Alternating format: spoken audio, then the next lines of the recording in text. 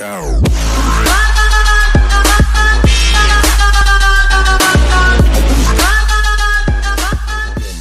Yo, what's up guys? It is Absolute Valor here coming at you with another video. So today I'm going to do things a little bit differently. I'm going to do a type of video that I've never done yet. And it's going to be a gun versus gun video. In this video I'm going to compare the XM-LAR and the BOS14, which I just recently got in Modern Warfare Remastered. And I'm really enjoying both of them. So let's get into the video, man. Alright you guys, so the first gun we're going to be talking about here is the XM-LAR. Now, I'm going to start this off by saying this gun can mow some people down, man. It's a very good gun. I'm going to start off with actually, let's start off with the sights on this thing. A lot of people don't like the sights on the XM, but to be honest, they really remind me of the sights on the Peacekeeper. Obviously not in this game, it's in a different game, but they really remind me of the Peacekeeper sights, and I really like them. They're really easy to use, and honestly I think I prefer the iron sights more than a red dot. I feel like when the red dot is on there, it just kind of clutters everything up, and I don't like it. And yeah, so the recoil on this thing, very manageable recoil. Honestly, it doesn't really have any recoil at all until you pop off about the first 5 shots, and then the recoil starts to kick in, and it just kind of starts to drift upward. But it just goes straight up, so it's really easy to manage. Unlike the BOS14, which the recoil kind of kicks in right away. Obviously gets worse over time, but the recoil on the BOS14 seems to kind of go all over the place, and it's very hard to manage. But on this gun, very easy to control, and honestly you're not really going to be shooting that long for the recoil to really kick in that bad, unless there's like a swarm of people in front of you, but it's a very rare occurrence. So recoil on this thing is very, very manageable. So the fire rate on this gun, it's very similar to that of the AK-47. Definitely doesn't have the recoil that the AK-47 has, but the fire rate, it's pretty identical. Yeah, and it's a hard hitter, man. It definitely puts enemies down, no matter the distance, honestly. I've been using this thing today all morning now, and I used it all last night. Not all last night, I just got it last night, but when I got it, I started using it. And yeah, man, it really doesn't matter what range you're at. It's almost the same time to kill, to be honest. Like, the damage doesn't really drop with range that much. Maybe I could be wrong.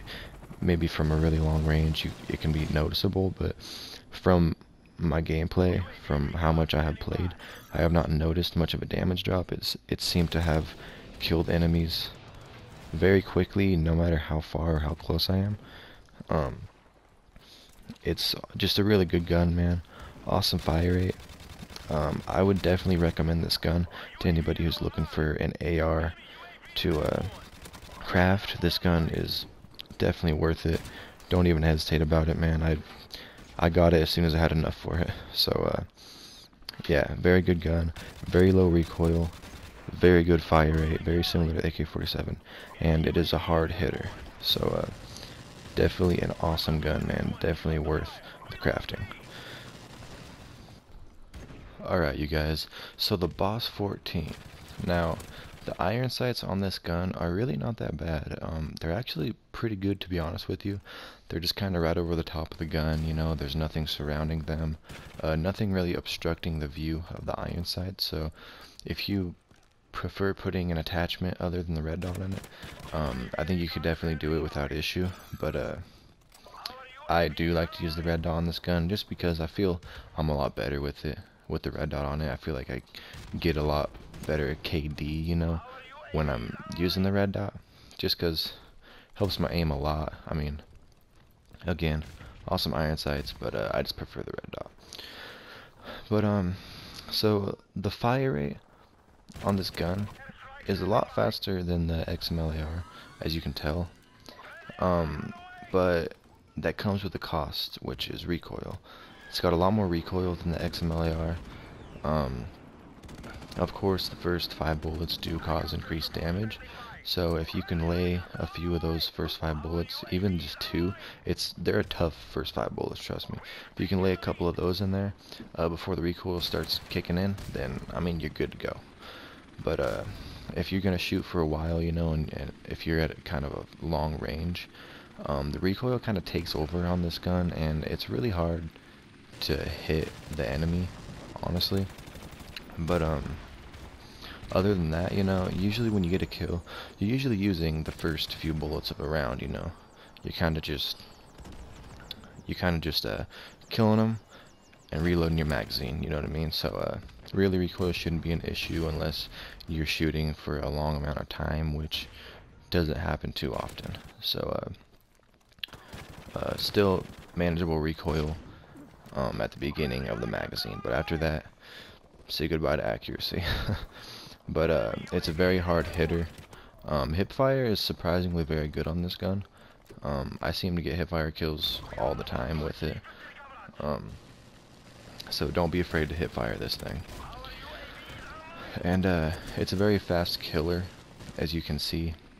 Lays enemies down very quickly. I'm really a fan of this gun, honestly. Between the XM-LAR and this gun, it'd be kind of hard to pick a winner.